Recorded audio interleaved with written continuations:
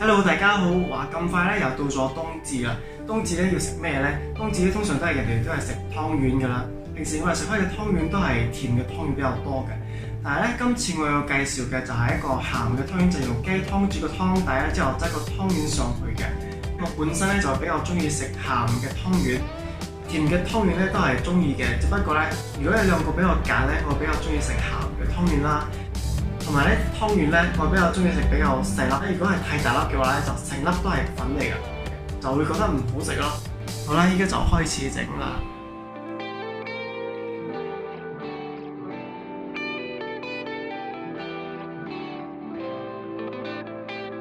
首先咧就要將啲雞肉咧煮一煮。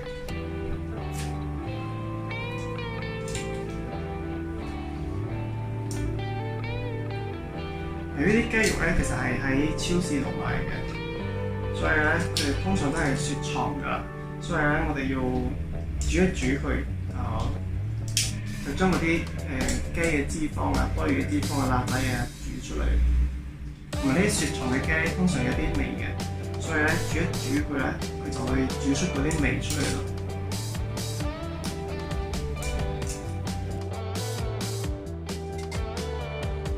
煮啲雞其實都唔使煮到熟嘅，只不過係浸一浸，過一過熱水嘅啫。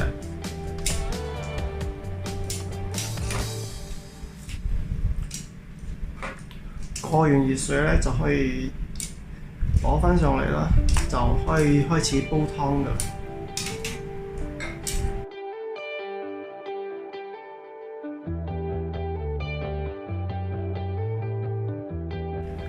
為咗咧要比較快咁樣煲好個湯咧，所以咧我哋用咗氣壓煲。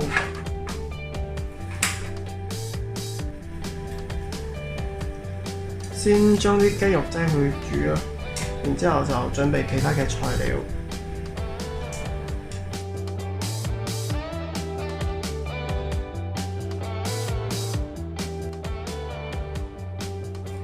首先咧就係將啲薑切絲。至於嗰啲薑嘅多少咧，自己可以決定嘅。如果你中意食辣少少咧，就可以加多啲；如果唔中意食辣嘅話，就可以減少啦。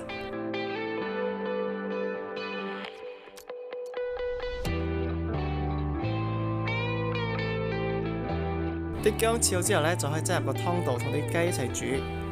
煮耐啲咧，就比較容易出味。之後咧就係落埋啲胡椒粉。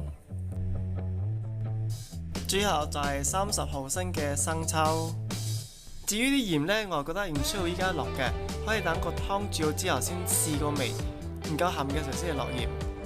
因為呢，可能唔同牌子嘅生抽呢，啲鹹嘅程度可能唔一樣嘅。最好呢，就係等個湯煮好之後再試下味先加鹽。當個湯煮緊嘅時候呢，依家我哋就可以沏嗰個湯圓嘅粉啦。先倒入個糯米粉。留低少少嘅糯米粉咧，就攞嚟分隔嗰啲做好嘅湯圓嘅。之後咧就係加入個水，啲水咧逐漸咁樣加啦，就唔好一次過加晒啦，因為唔同嘅粉佢吸水量咧係唔一樣嘅。當你沏到覺得唔夠水嘅時候咧，就可以慢慢咁樣加入其他嘅水啦。但係記得就係要慢慢咁樣加啦，就唔好一次過加晒全部嘅水啦。好啦，呢個時候咧個糯米嘅粉團咧就已經沏好啦。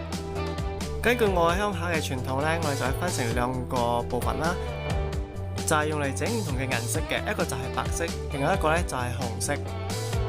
至於紅色嘅方面咧，我就會落甜菜粉啦，就係甜菜根嘅粉啦，就係自然嘅紅色。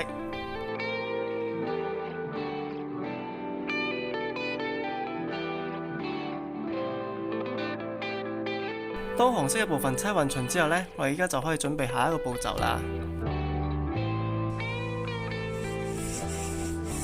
先將啲粉擠入個碗度，可以防止一陣嘅湯圓咧黐住個碗嘅。之後咧就係先攞白色嘅粉團咧就沏成條狀啦。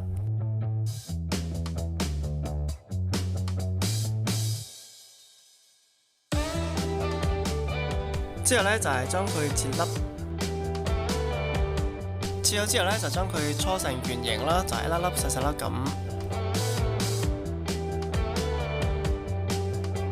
搓完晒之後呢，就可以將佢倒入頭先準備好嘅碗入邊。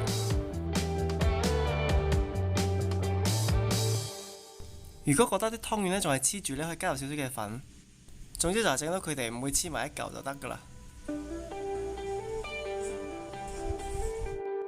之後呢，喺紅色嘅部分呢，就重複同樣嘅步驟啦，就係將佢搓成一條長形嘅啦，同埋切成一粒粒啦，同埋搓完佢啦。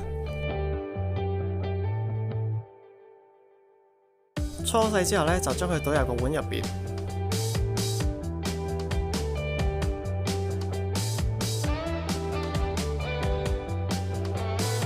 加翻少少嘅粉呢，就將啲湯圓整散佢啦，就唔好黐埋一嚿啦。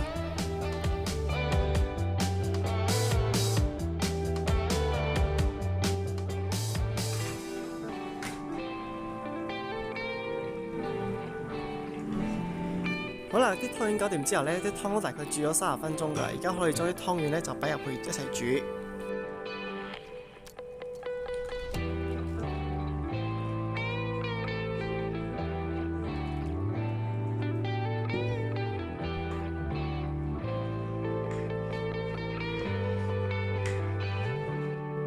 啲湯圓要煮到點先算係熟嘅呢？當你睇到啲湯圓呢全部浮上嚟嘅時候呢，就代表佢已經熟咗㗎啦。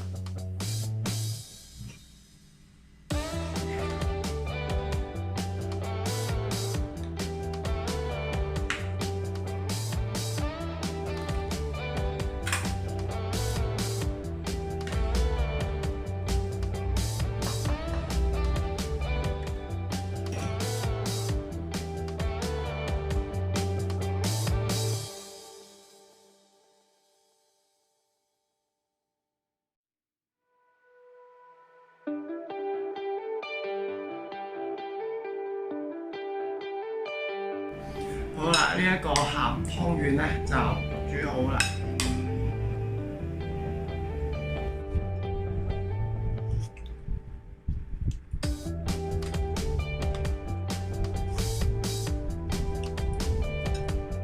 其實已經好耐冇食咁嘅湯圓咗。雖然呢啲湯呢就同鄉下煮嗰啲呢就有啲唔似嘅，不過其實呢個都幾好味嘅。話晒都係雞湯啊嘛。